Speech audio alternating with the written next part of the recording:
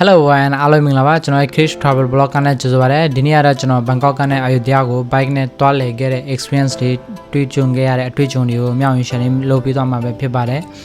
်ကျွန်တော်ဘန်ကောက်ကနေအယူတယားကိုဘယ်တွေတွားခဲ့လဲဘယ်တွေလဲခဲ့လဲဘယ်နှစ်နာရီကြာခဲ့လဲဘယ်လောက်ကုန်ကြခဲ့လဲအကုန်လုံး detail လေးကျွန်တော်ဒီနေ့ဒီ blog မှာမြောက်ရင် share လုပ်ပေးသွားမှာပဲဖြစ်ပါတယ်ဆိုတော့မိတ်ဆွေတွေအားလုံး bike နဲ့ပဲ travel လုပ်ချင်ရပဲဖြစ်ဖြစ်အယူတယားကိုတကယ်လို့မတော်ဘူးဘယ်လိုတွားရမလဲဆိုတာစိတ်ကူးနေတာပဲဖြစ်ဖြစ်ပေါ့နော်ဘယ်လိုပဲဖြစ်ဖြစ်ဒီ blog လေးကိုအဆုံးထိကြည့်လိုက်ပါဒီထဲမှာအယူတယားနဲ့ပတ်သက်ပြီးမှအကုန်လုံး detail လေးပါတယ်ပေါ့နော်ဘယ်နေရာတွေတွားလဲမလဲဘယ်လိုတွားလဲမလဲဘယ်လိုနဲ့ဘယ်လိုပြန်လာမလဲကျွန်တော် Ayutthaya to Bangkok to Ayutthaya ဆိုမှ Bangkok မှာ Ayutthaya မှာ Bangkok ဆိုမှကျွန်တော်ဒီနေ့ဒီ blog ကိုလုံးမှာပဲဖြစ်ပါတယ်ဆိုတော့အားလုံး let's see guys စိတ်ဝင်စားလို့ရှိရင်တော့ဒီ video ကိုအဆုံးထိကြည့်သွားကြပါအားလုံးကျေးဇူးများတင်ပါတယ်အခုကတော့ဒါကျွန်တော်ဘန်ကောက်ကနေစထွက်ပြီးဖြစ်ပါတယ်ဗောနော်ဘန်ကောက်ကနေမနေ့10နာရီခွဲလောက်ဆိုစထွက်တာပဲဖြစ်ပါတယ်ဒါကတော့ Ramkhamhaeng main road ဗောနော် Ramkhamhaeng main road ကနေကျွန်တော်စထွက်ပြီးပဲဖြစ်ပါတယ်ဒါဘန်ကောက်ကနေအယူတယားဆိုလို့ရှိရင်ဆိုင်ကယ်နဲ့သွားမယ်ဆိုလို့ရှိရင်တော့ဒါတနာရီခွဲလောက်ကြာတယ်ဗောနော်ဒီကီလိုမီတာနဲ့ပြောမယ်ဆိုရင်တော့81ကီလိုမီတာ82ကီလိုမီတာလောက်ရှိတယ်ဗောနော်ဆိုတော့ကျွန်တော်တော့ပြင်းမှာပဲဖြစ်ပါတယ်ဒါကတော့ကျွန်တော်ရဲ့ဘဝရဲ့ပထမဆုံးအတွေ့အကြုံလဲဟုတ်တယ်လို့ပထမဆုံးကျွန်တော်ထိုင်းနိုင်ငံမှာပေါ့နော်ဒါဒီလိုခရီးဝေးကိုပထမဆုံးကျွန်တော်သွားတဲ့ experience ဖြစ်ပါတယ်ဒီနေ့ဒီ blog မှာတော့အစစရဒီကင်မရာဒီ Insta 360 degree ကင်မရာအစဒီ land တွေ map တွေကြည့်မှဒီလောက်ခရီးဝေးထွက်တာအစဒီ bike ဒီ 900cc bike ပေါ့နော် Honda 900cc ဒီ bike ကိုမောင်းနေတာစအကုန်လုံးကျွန်တော်ရဲ့ experience အသေးပဲဖြစ်တယ်ဗောနော်ပြီးတော့ဒီကျွန်တော်မြန်မာလို blog လုပ်တာဆိုလို့ရှိရင်လည်းဒါပထမဆုံး experience ပဲဒါဒီနေ့မှလုပ်တာဖြစ်တဲ့အတွက်နည်းနည်းလေးအဆင်မပြေတာရှင်းတော့ကျွန်တော်တောင်းပန်တယ်တီးခံပေးပါတီးခံပြီးမှကြည့်ပေးပါဗောနော်ကျွန်တော်မိတ်ဆွေတွေဆိုတော့ let's go ပြင်းကြမယ်ဒိုးကြမယ်ကျွန်တော်လမ်းမှာမြင်တွေ့ရတဲ့view တွေကိုရောကျွန်တော်နည်းနည်းပို့ထည့်ထားတယ်ဗောနော်ဘာကြောင့်လဲဆိုလို့ရှိရင်ဒါ bike ride ဖြစ်တဲ့အတွက်ကြောင့်မလို့ bike ride မှာဒီ land ရဲ့ view တွေဘာတွေကကြည့်ရတာတော်တော်လေးစိတ်ဝင်စားဖို့ကောင်းတယ်ဗောနော် experience လည်းရတယ်ဗောနော်ဆိုတော့ဒိုးကြမယ်ကျွန်တော်တို့ဒီနေ့ဒါတောက်ချာနေ့ကထွက်တာဖြစ်တဲ့အတွက်ကြောင့်မလို့နည်းနည်းလေးမြို့ရင်းမှာတော့နည်းနည်း traffic တွေရှိသေးတယ်ဗောနော်ကားတွေနည်းနည်းလေးတော့ကြက်သေးတယ်ဒါပေမဲ့မြို့ပြင် highway လမ်းမှာကြီးပေါ်မှာထွက်ရင်တော့အဲ့လောက်ထိ traffic ဖြစ်မှာမဟုတ်ဘူးဗောနော်ဆိုတော့အားလုံးကျွန်တော်ရဲ့မိတ်ဆွေတွေကျွန်တော်ရဲ့ဒီ Chris Travel Blog ကတော့ကျွန်တော်ပထမဆုံးလုပ်တာဖြစ်တဲ့အတွက်ကျွန်တော် support လုပ်ပေးခြင်းနဲ့အားပေးခြင်းနဲ့ဆိုလို့ရှိရင်တော့ကျွန်တော်ရဲ့ subscribe လေးလုပ်သွားပေးကြပါလို့ကျွန်တော်တောင်းဆိုခြင်းနဲ့ဒီဘက် channel ဆိုလို့ရှိရင်တော့ကျွန်တော်ဘန်ကောက်ကနေဘယ်တော့မှလည်းမရောက်ဘူးပေါ့နော်ဘယ်တော့မှလည်းမရောက်ဘူးကျွန်တော်ထိုင်းနိုင်ငံဒီဘန်ကောက်ထဲမှာအလုပ်လုပ်တာဆိုလို့ရှိရင်တော့10နှစ်ကျော်9နှစ်နီးပါးလောက်ရှိနေပေါ့နော်ဒါပေမဲ့အယူတယားကိုဖြတ်လာတော့လုပ်ဘူးတယ်ပေါ့နော်ချင်းမိုင်တွေပါတွေတွားလဲဘူးတယ်ဖတ်တရားတွေပါတွေတွားလဲဘူးတယ်ရထားနဲ့ပေါ့နော်ဒါပေမဲ့ဒါမျိုးဆိုင်ကယ်နဲ့ကားနဲ့ဒီဘက်ကိုဘယ်လိုမှမရောက်ဖြစ်ဘူးပေါ့နော်မရောက်ဖြစ်ခဲ့ဘူးဒါပေမဲ့ဒါကတော့အကုန်လုံးလမ်းကြောတွေကတော့ဒီ map ကိုပဲအားကိုးမှတွားနေရတာပဲဖြစ်တယ်ပေါ့နော်ဆိုတော့ဒါလမ်းတွေတစ်ခေါက်နှစ်ခေါက်တော့မားခဲ့တယ်ဗောနော်ဟိုဘက်ဒီဘက်မားခဲ့တယ် map ကိုနည်းနည်းလေးတယောက်ထက်ဖြစ်တဲ့အတွက်ကြောင့်မလို့ map ကြည့်လိုက်အာယုံဆိုင်လိုက်နဲ့မောင်းနေရတာနည်းနည်းလေးတော့ခက်ခဲ့တယ်ဒါပေမဲ့ကျွန်တော်ကြိုးစားပြီးမှ try လုပ်မှမောင်းတယ်ဗောနော်လုံးဝရဲတင်းလေးနည်းနည်းကြောက်စိတ်ဆိုပေမဲ့ကြောက်စိတ်ထဲကျွန်တော်ကနည်းနည်း excited စိတ်ကပုံများခဲ့တယ်ဗောနော်ဘာလို့လဲဆိုလို့ရှင်ကြောက်စိတ်ကကျွန်တော်မှလုံးဝမရှိဘူးဘာလို့လဲဆိုရင်ဒါကကျွန်တော် bike rider လုံးမလို့ဆိုတာဒါကျွန်တော်ရဲ့အိမ်မက်တစ်ခုပဲဖြစ်တာကျွန်တော်ကဒီကဘာကြီးကို international biker ကိုဖြစ်ချင်တာပေါ့နော်ဒါကျွန်တော်ရဲ့ငယ်ကလေးကအိမ်မက်တစ်ခုပေါ့နော်ဒါလည်းအိမ်မက်တစ်ခုရှိတယ်ဆိုတော့ကျွန်တော်ကတော့ဒါပထမဆုံးအိမ်မက်တစ်ခုအကောင့်ထဲပေါ်နိုင်တဲ့ပထမဆုံးနေ့လို့ဆိုလို့ရှိရင်လည်းမမားဘူးပေါ့နော်ကျွန်တော်တော့ဒါဘန်ကောက်ကနေအယူတယားကိုလာတာအခုဆိုရင်မိနစ်40ကျော်ရှိပြီဆိုလို့ဆိုမြို့ထဲဒီရွာတွေဘာတွေတော့ဝင်နေပြီပေါ့နော်ဒါပေမဲ့ကျွန်တော်တော့ဒီဘက်ကိုတစ်ခါမှမလာဘူးတော့ဘယ်ရွာလဲဘယ်လမ်းလဲဆိုတော့ကျွန်တော်အတိအကျတော့ဒါတော့မပြောတတ်ဘူးပေါ့နော်ဒါမျိုးတွေလုံးမယ် suggest လုံးမယ်လေးလာမယ်ဒါတွေရှာနေမယ်ဆိုလို့ရှိရင်တိုင်းကအချင်းကတော်တော်လေးကိုပေးရတာဖြစ်တဲ့အတွက်ကြောင့်မလို့လမ်းတွေကိုတော့အတိအကျကျွန်တော်မပြောတော့ဘူးပေါ့နော်ဒါပေမဲ့ကျွန်တော်ဒီဘန်ကောက်ကနေစထွက်တာ10နာရီခွဲလောက်စထွက်တာဆိုရင်ဒီမှာ12နာရီမထိုးခင်လောက်တော့ကျွန်တော်ဒီနေရာထိတော့ရောက်ခဲ့တယ်ဒါပေမဲ့ဒီတက်ရှေ့မှာကျွန်တော်လမ်းကျောက2ခေါက်3ခေါက်လောက်မားခဲ့တယ်ဒီ highway ကိုအပေါ်တက်မှ ကြော်ရမယ့်အချိန်မှာကျွန်တော် map ကနည်းနည်းလေးတစ်ခါတလေကြာတော့ map ကလည်းအမှန်တိုင်းမပြတော့ဒါတော့လူတိုင်းကြုံဘူးကြမှာပေါ့နော် bike မောင်းတဲ့လူတွေဆိုတော့အဲ့လိုမျိုးနဲ့နည်းနည်းတော့2နာရီလောက်တော့ကြာခဲ့တယ်ပေါ့နော်2နာရီလောက်တော့ကြာခဲ့တယ်အဲ့ဒီတရားရောက်ဖို့ပေါ့နော်မောင်းတာတော့ပြန်ပထမဆုံးဖြစ်တဲ့အတွက်ကြောင့်မလို့100တော့လုံးဝကြော်အောင်တော့ကျွန်တော်မောင်းလဲမမောင်းရဲဘူး180 90 100 highway ကို100အဲ့လောက်ပဲ100 gate ဆုံးပဲ100ပြီးဆိုပြန် short ပြန်မောင်းအဲ့လိုနဲ့ပဲမောင်းခဲ့တယ်ပေါ့နော်တလန်းအလုံးကို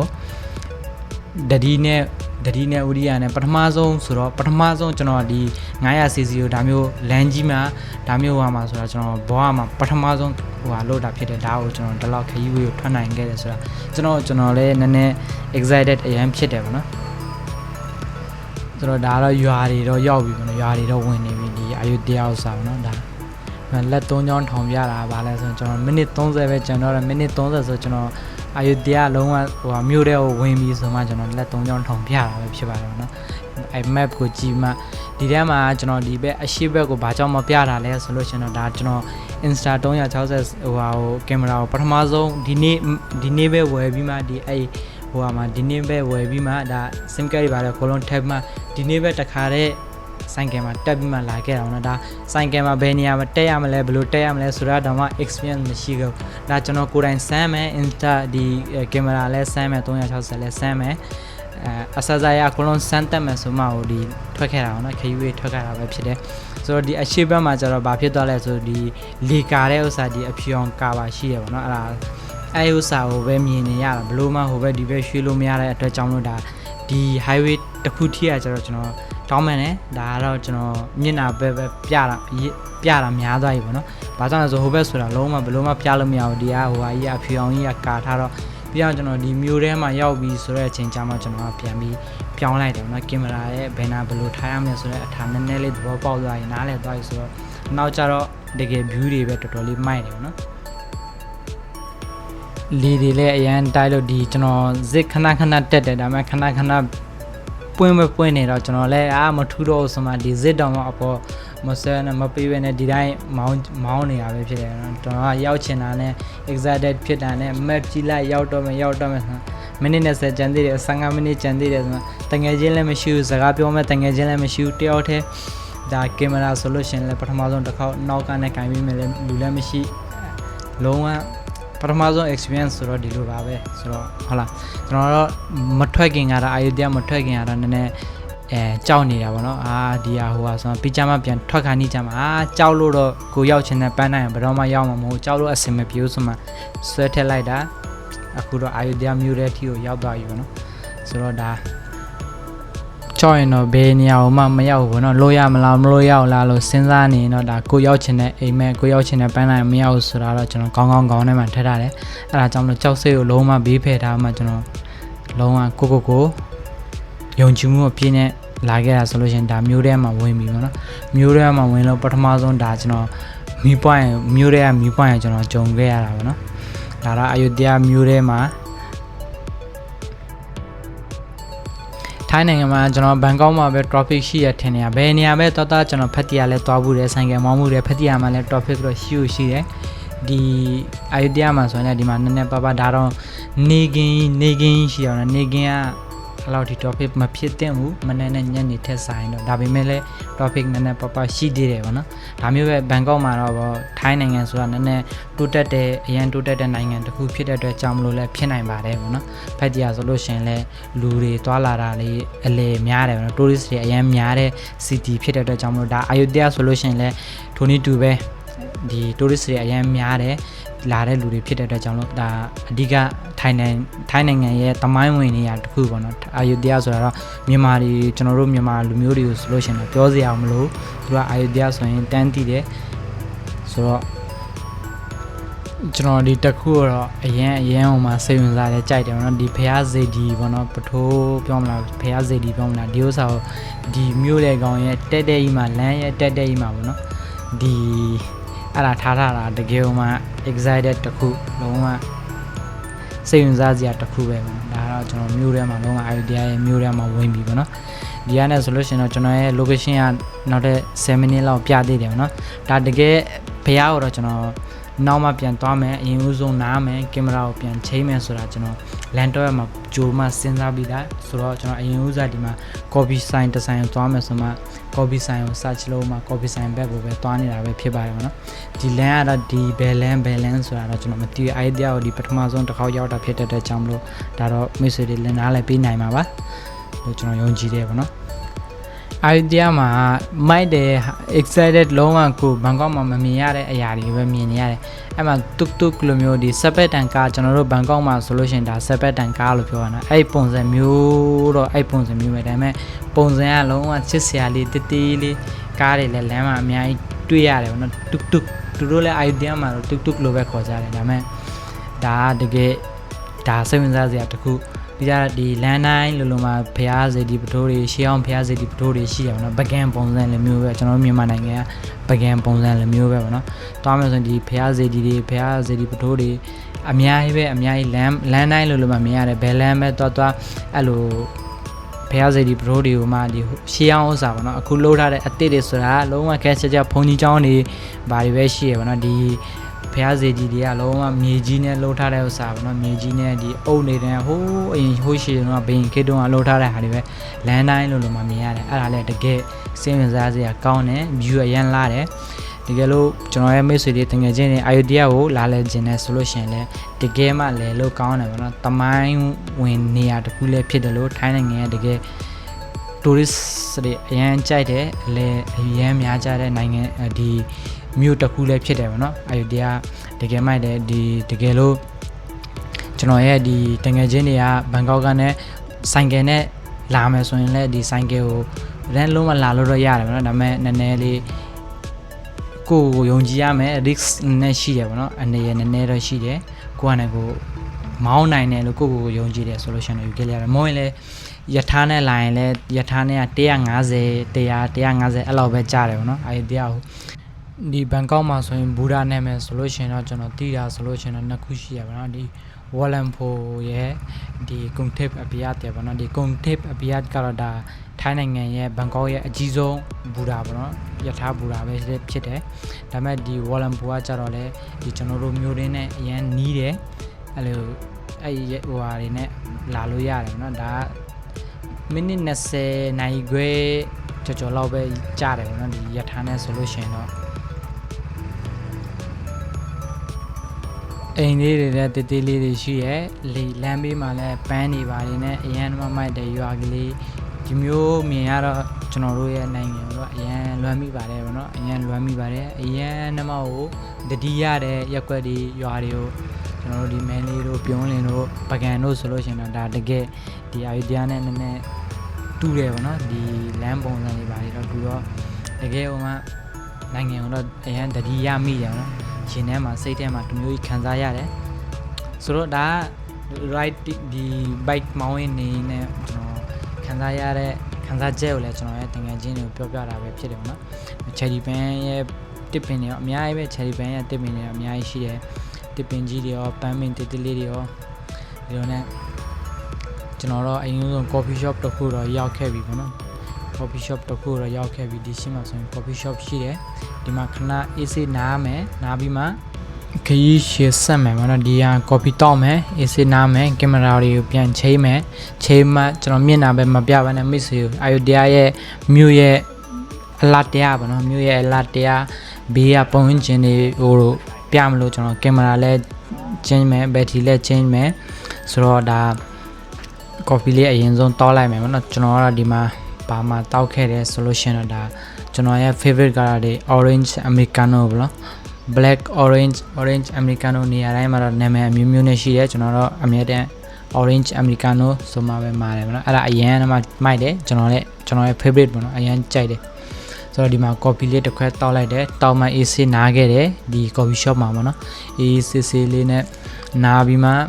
ကျွန်တော်ဒီကင်မရာတွေဘာတွေပြန် change လုပ်တယ်ဗောနော်ကင်မရာတွေဘာတွေပြန် change လုပ်တယ်ကင်မရာလည်း change လုပ်ပြီး coffee လည်းတောက်ပြီးဆိုတော့ဒီကနဲ့ပြန်စားထွက်မယ်ဗောနော်ဒီကနဲ့စားထွက်ခြင်းကိုဒီမှာဘယ်အစေဒီတခုပြန်တွေ့တယ်ဗောနော်ဒါလည်းရှီအောင်ဘယ်အစေဒီပဲသူတို့အသစ်လုပ်ထားတာမဟုတ်ဗောနော်ကျင်းနဲ့ကိုတီးနိုင်တယ်ဗောနော်ဒီလောက်ဘယ်လောက်ရှီအောင်ဘယ်အစေဒီလဲဆိုတာတီးနိုင်တယ်ဗောနော် ဆိုတော့ဒီလိုပဲကျွန်တော်တို့ပကံသွားရင်လက်ညှိုးထိုးမလဲဖျားစီဒီပထိုးတွေအရင်များတယ်ဆိုတဲ့အတိုင်းပဲဒီအာယုတရားမှာလည်းအဲ့လိုပဲမြင်ရတယ်ပေါ့နော်တကယ်မြန်မာပြည်ကိုလွမ်းတယ်ပကံကိုလွမ်းတယ်ဆိုလို့ရှိရင်တော့အာယုတရားကိုလာလိုက်တော့လိုပဲကျွန်တော်ကအဲ့လို suggestion ပေးခြင်းနဲ့ကျွန်တော်မိတ်ဆွေတွေတကယ်ချင်းတွေကိုအာယုတရားဆိုလို့ရှိရင်ကျွန်တော်တို့ဒီဘန်ကောက်ကနေဆိုရင်လည်းဘလောက်မှလည်းမွေးဘူးဟုတ်လားရထားနဲ့ပဲလာကားနဲ့ပဲလာဆိုင်ကယ်နဲ့ပဲလာလို့ရတယ်ပေါ့နော်လာလဲလို့ရတယ်အရင်ကမှလဲဖို့ကောင်းတယ်ပေါ့နော်ဒါပေမဲ့ခုချိန်မှာနွေရာသီမှာဆိုလို့ရှိရင်ကျတော့နည်းနည်းလေးတော့ပူတယ်ပေါ့နော်အာယုတရားမှာလည်းတော်တော်လေးကိုပူတယ်ဘာလို့ဆိုနွေရာသီကျတော့ဒီဘက်မှာလည်းပူတယ်ဘန်ကောက်မှာလည်းပူတယ်အာယုတရားမှာလည်းပူတယ်ပူတာတော့နည်းနည်းလေးတိခံရမယ်ပေါ့နော်ဒီအနေနဲ့ကျွန်တော်စထွက်ပြီးဒီဘက်မှာကျတော့ဒီအာယုတရားမှာကျတော့ကျွန်တော်တို့ဗာမြင်ရလဲဆိုလို့ရှိရင်ဒါ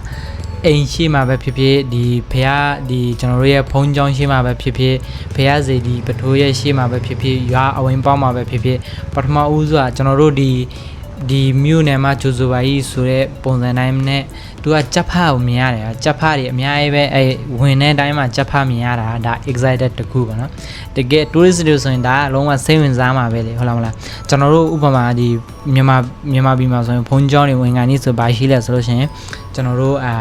ချင်းသိရှိရပါတော့ချင်းသိရုပ်ထုရှိတယ်ချင်းသိရုပ်ထုတွေအများကြီးရှိတယ်ဖုန်းကြောင်းတိုင်းလိုမှဒီဖုန်းကြောင်းကြီးတွေမှာဆိုလို့ရှိရင်ချင်းသိရုပ်ထုတွေများတယ်ပေါ့နော်ကျွန်တော်တို့ဝင်ချင်းတကားမှာပေါ့နော်ချင်းတရုပ်ထုတွေလှုပ်ထားတာတွေရှိတယ်အဲ့လိုပဲဒီမှာကျတော့ဒီအာယုတရားမှာကျတော့ကျွန်တော်မြင်တွေ့ရတာဗာလဲဆိုလို့ရှိရင်တော့ဒါကြက်ဖပေါ့နော်ကြက်ဖနောက်ခေါင်းဘာလို့ဆိုဒီဘယင်ကဒီသူတို့ရဲ့ထိုင်းနိုင်ငံရဲ့ဒီဘယင်ကကြက်ဖကိုတော်တော်ကြိုက်ထဲတယ်ပေါ့နော်ကြက်တိုက်တာတို့ကြက်ကိုတော်တော်လေးဝါသနာပါတယ်ပေါ့နော်ဒါမြန်မာတွေလည်းတော်တော်များများတော့ကြက်ကိုကြက်တိုက်တာတို့ကြက်ခွတ်တာတို့ဒါလည်းဝါသနာပါပြီမဲ့ထိုင်းရဲ့ဘယင်ကတော့တကယ်ဒါတွေက tourist အတွက်တကယ်စိတ်ဝင်စားတဲ့ဟိုစားပဲဘာလို့လဲဆိုနိုင်ငံခြားတွေမှာပါရဆိုတော့ဒါမျိုးတွေမြင်ရမှာမဟုတ်ဘူးเนาะအဲကြတော့ဒါလည်းလုံးဝစိတ်ဝင်စားစရာတစ်ခုပဲပေါ့နော်မြို့ရဲ့ view လေးတွေကျင်းနဲ့ဒီမြစ်ချောင်းတွေရောတွေ့ရတယ်တရားတွေရောတွေ့ရတယ်ပေါ့နော်ဒါတကယ်ဟိုမှပထမဆုံးသွားတဲ့လူတွေတွေ့တာတကယ်ဟိုမှ excited စိတ်ဝင်စားစရာကောင်းတဲ့အရာတွေပဲဖြစ်တယ်ပေါ့နော်ကျွန်တော်တို့ဒီဘန်ကောက်မှာတကယ်ပဲအလုပ်လုပ်ရင်းနဲ့9နှစ်9နှစ်လောက်ရှိပြီအာယုတရားအောင်တခါမှမရောက်ဘူးတော့တကယ်မှပျော်နေတယ်ပြီးကြတော့ကျွန်တော်ရဲ့ဒီနေ့ကတော့တကယ်ပြောတာမဟုတ်ဘူးကျွန်တော်ရဲ့တကယ်ချင်းကိုဘယ်လိုပြောလို့ပြောရမှာမသိဘူးတကယ်ပျော်နေအောင်စိတ်ထဲကနေလုံးဝကျဉ်နေနေအောင်နော်ကိုယ်တစ်ချိန်လုံးပီတိဖြစ်နေအောင်နော်ဘာလို့လဲဆိုလို့ရှိရင်တော့ကျွန်တော်ဘွားရဲ့ပထမဆုံးexperience တွေဘဝမှာပထမဆုံးဒီအသစ်ဆန်းနေရာတွေနေရာအသစ်တွေလို့တဲ့ပုံစံတွေအသစ်တွေအကုန်လုံးအသစ်တွေလို့တော့တကယ်ဟိုမှာ experience တော့တော်တော်လေးစိတ်လှုပ်ရှားစရာတော့ကောင်းတာပေါ့နော်ဆိုတော့မိတ်ဆွေတွေလည်းကျွန်တော်ရဲ့ blog ကိုကြိုက်လားမကြိုက်လား comment လေးမှာမှန်ခဲ့ပေးကြပါဘာလိုအပ်ချက်ရှိလဲဘာရှိလဲကျွန်တော်ပြောပြပါလို့ကျွန်တော်တောင်းဆိုချင်တယ်အဲ့တော့ကျွန်တော်ရဲ့ဒီ Krish Travel Blog ကိုလည်း subscribe လေးလုပ်တော့ပေးကြပါ subscribe လေးမလုပ်ရသေးရင်ပြီးကြကျွန်တော်ကတော့ဒါအများတမ်းပဲ travel နဲ့ကျွန်တော်အားရခြင်းဆိုလို့ရှိရင်လည်းကျွန်တော်ရဲ့လူငယ်ရဲ့အတွက်အတက်နိုင်ဆုံးကျွန်တော်ဘဝမှာတွေ့ကြုံခဲ့ရတဲ့အခက်အခဲတွေအကုန်လုံးအများကြီး share လုပ်ပေးသွားမှာပဲဖြစ်ပါတယ်ခရီးသွားရခြင်းဆိုလို့ရှိရင်လည်းကျွန်တော်လည်းမိတ်ဆွေတွေကိုဒီကျွန်တော်လဲခဲ့တဲ့နေရာတွေဘယ်နေရာတွေလဲခဲ့လဲဘယ်လိုလဲခဲ့လဲဘယ်လို experience တွေရှိခဲ့လဲဆိုတာကိုလည်းကျွန်တော်အများကြီး share လုပ်ပေးသွားမှာပဲဖြစ်ပါတယ်ဒီ Krish Travel Blog မှာတော့ဒါကျွန်တော်အဆုံးလင်းပါတော့ကျွန်တော်ရဲ့မိတ်ဆွေတွေအတွက်အဆုံးလင်းကိုမြောက်ရင် share လုပ်ပေးသွားမှာပဲဖြစ်ပါတယ်ခုကတော့ဒါကျွန်တော်အာယုတရားရဲ့တကယ်နာမည်ကြီးဖျားစေတီပရိုရှောင်းဖျားစေတီပရိုရှိတဲ့ Wat Prasi ကိုတွားနေတာပဲဖြစ်တယ်ပေါ့နော်လမ်းကြောကတော့ကျွန်တော်ဒီ map ကိုပဲအားကိုးမှတွားနေရတာပဲဖြစ်တယ် location တိုင်းပဲကျွန်တော်ရှောက်ရှာမှတွားတာပေါ့နော်ဘယ်နေရာတွေရှိလဲအာယုတရားဆိုဘယ်နေရာနာမည်ကြီးလဲဘယ်နေရာလူတွားများလဲအဲ့လိုမျိုးပဲကြီးမှရှာရင်းနဲ့တွားနေရတာပဲဖြစ်တယ်ပေါ့နော်ဆိုတော့အခုဒီ Wat Prasi ဆိုတာလဲဒါကျွန်တော်တို့အာယုတရားမှာလုံးဝနာမည်ကြီးတယ်ပေါ့နော် tourist တွေအသွားအများဆုံးဒီနေရာတစ်ခုပေါ့နော်တမိုင်းဝင်နေရာတစ်ခုဖြစ်တယ်ဆိုတော့အခု Wat Prasi ကိုအရင်ဆုံးတွားကြမယ်ပေါ့နော် Wat Prasi မှာတွားကြမယ်ဆိုတော့ဒီအာယုတရားမျိုးအကြောင်းဟိုတော့ကျွန်တော်တို့မြန်မာလူမျိုးတွေလည်းတိတ်ထွေထူးပြောစရာမလိုဘူးပေါ့နော်ဘာကြောင့်လဲဆိုတော့သူတို့အားလုံးကတီးကြတယ်ပေါ့နော်ကျွန်တော်တို့တမိုင်းမှာလည်းပါတယ်ပြီးကြတော့ဒီအာယုတရားဆိုတာထိုင်းနိုင်ငံရဲ့တကယ်ပထမဆုံးကျွန်တော်တို့မြန်မာနိုင်ငံကိုပကံကစမှအင်ဒိုနီးရှားမင်းကတည်ထောင်တဲ့အတိုင်းပဲဒီထိုင်းနိုင်ငံကိုလည်းဒါအာယုတရားနဲ့စမှတည်ထောင်တဲ့အမျိုးကျွန်တော်ဖတ်ဘူးတယ်ပေါ့နော်စာတွေဖတ်ဘူးတယ်ဆိုတော့ ဒါအာယုဒယာဆိုတာရှီဟောင်မြို့တော်တခုပေါ့နော်လုံးဝရှီဟောင်မြို့တော်တခုထိုင်းနိုင်ငံရဲ့ပထမဆုံးရှီဟောင်မြို့တော်လို့လည်းပြောလို့ရတယ်ပေါ့နော်ဒါပေမဲ့အခုတော့ဘန်ကောက်ဖြစ်သွားပြီမဲ့ဟိုအိမ်တော့ဒီအာယုဒယာတကယ်မြို့တော်ပဲပေါ့တကယ်အခုဆိုလို့ရှိရင်လည်းအာယုဒယာမှာဆိုလို့ရှိရင်စံစပါးတွေထိုင်းနိုင်ငံရဲ့ဒီစံစပါးတွေပေါ့နော်အပေါ်အများဆုံးသူတို့စံစပါးတွေစိုက်တာတွေပါလေတွေຢာတွေအများဆုံးဂျွန်တစ်တွေပါထုတ်တာအများဆုံးဆိုလို့ရှိရင်လည်းဒါအာယုဒယာမှာပဲရှိတယ်ဆိုမှကျွန်တော်ဖတ်ဘူးတယ်ပေါ့နော်ဆိုတော့ဒါအခုကျွန်တော် Wat Prasi ကိုရောက်ပြီပေါ့နော် Wat Prasi မှာကျွန်တော်တို့ခဏလဲမယ်ကျွန်တော်ဒီမှာဆိုင်ကရက်လို့ရလားဆိုမှသူ့ကိုမေးတာမဟုတ်ဘူးဟိုပေါ်မှာပဲရက်မေးရတယ်ဘာကြောင့်လဲဆိုတော့ကိုရက်ချင်တဲ့နေရာမှာတွားရက်လို့ခဏနေကြရင်ထိုင်းနိုင်ငံကစီကံသားကြီးတယ်ဆိုင်က rule တွေမော်တော်ဆိုင်ကဟိုဟာတွေကိုဆိုလို့ရှိရင်စီကံနေဆိုရင်မောင်းစီကံတွေကောင်းကောင်းလေးလိုက်နာမှရမယ်ပေါ့နော်ဆိုတော့ဒီမှာရက်လို့မရဘူးသူညာရက်တယ်ဆိုတိုင်းရက်လို့မရဘူးเนาะဘာကြောင့်လဲဆိုတော့ကျွန်တော်ရှစ်နှစ်ဆိုင်ကမောင်းတဲ့တက်တန်းမှာတစ်ခေါက်တော့ကျွန်တော်ပတ်စံရောဘူးတွေရောရဘူးတယ်เนาะဘာလို့လဲဆိုလို့ရှိရင်သူညာတွေရက်လို့ကိုလည်းတွားရက်မိတယ်ပေါ့နော်ဒီ shopping mall ရှင်းမှာအဲ့ဒါတော့ဘန်ကောက်မှာပါအဲ့ဖြစ်ခဲ့တဲ့အတွက်ကြောင့်မလို့ဒါဆိုင်ကရက်တဲ့ချင်းပါညာတော့နည်းနည်းပပတတိထားရမယ်မေးရမယ်ဒီနေ့ကြောက်တိုင်းမယ်မေးရမယ်ဟုတ်လားမလားမေးမှသူညာရက်တယ်ဆိုရင်ကိုတွားရက်ရင်သူညာနဲ့ကိုလည်းပါသွားမှာအဲ့ဒါကြောင့်လို့ကောင်းကောင်းလေးမေးရမယ်ပေါ့နော်အစားစားရကိုဒီဆက်မှာចောင်းသားတွေဆိုလို့ရှိရင်အများကြီး group လိုက်လာကြတာเนาะဒါတော့ Wat Prasi ကျွန်တော်ရောက်ပြီးပဲဖြစ်ပါတယ်ပေါ့နော်ဒီထဲမှာကျွန်တော်တို့လဲမယ်နည်းနည်းတော့ဘူးသေးတယ်ဒါအခုကျွန်တော်ဒီမှာရောက်တဲ့ချင်းဆိုလို့ရှင်တော့2နာရီခွဲလောက်ရှိပြီเนาะဒီထိုင်းစံတော်ချင်း2နာရီခွဲလောက်ရှိပြီဒါပေမဲ့အရန်ဘူးသေးတယ်2နာရီခွဲလဲတကယ်ချွေးရည်တပြန်ပြန်နဲ့ကျွန်တော်ဆိုင်ကမောင်းတာလဲပထမဆုံးဆိုတော့နည်းနည်းတော့ညောင်းတယ်ပေါ့နော်အများကြီးတော့မဟုတ်ဘူးနည်းနည်းပညောင်းတယ်ဥစားလဲဒါမျိုး view တွေဒါလောက်လာတဲ့ view တွေမြင်ရတော့အညောင်းပြေတယ်ပေါ့နော်အညောင်းပြေစေတယ်ကိုရောက်ချင်တဲ့အိမ်မက်ကိုရောက်ချင်တဲ့ပန်းနိုင်ကိုရောက်အောင်လာခဲ့တဲ့အတွက်ကြောင့်မလို့ PT လည်းဖြစ်တဲ့ဝမ်းလက်တာတယ်ဒါအမောကတော့နည်းနည်းပါပဲဟုတ်လားမလားဆိုတော့ဒီ view လေးကိုနည်းနည်းလေးကျွန်တော်တို့ explore လုပ်မယ်ပေါ့နော်ဖះစေဒီပရိုးတွေကိုနည်းနည်းပါကြည့်မယ်ဒီဖះမှာလာလဲပြီဆိုလို့ရှင်တော့ကျွန်တော်ရဲ့မိတ်ဆွေတွေတငယ်ချင်းတွေမိန်းကလေးတွေပဲဖြစ်ဖြစ်ယောက်ျားလေးတွေပဲဖြစ်ဖြစ်အင်ဂျီတွေငါမှသူတို့စာရိုးရဝစ်စင်လေးတွေကိုဝေပြီးမှဓာတ်ပုံလည်းရိုက်လို့ရတယ်ပေါ့နော်ဒီမှာလူတော်တော်များများအဲ့လိုဝစ်စင်ပြီးမှဓာတ်ပုံလာရိုက်တာလည်းကျွန်တော်အများကြီးတွေ့မြင်ရတယ်ဆိုတော့မိတ်ဆွေတွေလည်းဝစ်ချင်တယ်ဆိုရင်တော့အဲ့လိုဝစ်လို့ရတယ်ငါတဲ့ဈေးကလည်းတော်တော်လေးဈေးပို့တဲ့အဲမှာပါတယ်ဆိုတော့တကယ်လို့လာဖြစ်တယ်လေဖြစ်တယ်ဆိုလို့ရှင်တော့ဝစ်ချင်တယ်ဆိုတော့ဝစ်လို့ရတယ်ပေါ့နော်ဟိုရှိမှဆိုလို့ရှိရင်ဒါအင်ဂျီတွေငါမဝစ်တဲ့ဥစ္စာရှိရပါတော့အဲကျွန်တော်ကတော့ဒီဖျားစေဒီပထိုးတဲ့ဝင်မယ်ပေါ့နော်တောင်းမယ်ဆိုတော့တကယ်အပြန်နဲ့တော့တကယ်ဟိုမှတက်ပဲစရာကောင်းတယ်တကယ်ဟိုမှလာတယ်ပေါ့နော် view တွေရောဘယ်လိုပြောမလဲအရင်မှ excited မိုက်တယ် view ကအရင်မှကောင်းတယ်ပေါ့နော်ရှေ့ဆက်မယ်တောင်းမယ် view တွေကို explore လုပ်မယ်ဆိုတော့ဒီအထက်ကိုသွားလဲမယ်ဒီဖျားစေဒီပရိုးတွေကိုကြည့်မယ်ဒီကတော့ဒါအာယုဒယာရဲ့အဓိက tourist တွေအလားအများဆုံးအလဲလာတာအများဆုံးနေရာတစ်ခုပေါ့နော်ဒါဒီထဲမှာဒီအတူအင်ဂျီတွေမိုးရောက်အစားတောက်တွေမယူသွားရဘူးအမှတာမင်းနာတွေရှိတယ်ဒီထဲမှာဝင်ကဆိုလို့ရှိရင်လည်း80ပဲပေးရတယ်ပေါ့နော် free entry မဟုတ်ပါဘူးထိုင်းဆိုလို့ရှိရင်တော့10ပဲကျန်တဲ့နိုင်ငံသားဆိုလို့ရှိရင်တော့80ပဲပေါ့ဆိုတော့ guys အားလုံးကျေးဇူးများတင်ပါတယ်ဒီ blog ကိုအဆုံးထိကြည့်ပေးတဲ့အတွက်ကြောင့်မလို့ဒီရဲ့အဆက်တော့ကျွန်တော်ပတ်2မှာပဲတင်ပြပေးသွားမယ်ပေါ့နော်ဘာလို့လဲဆိုဒီ video ကတားရှိလို့ပါဆိုတော့ welcome to part 2 guys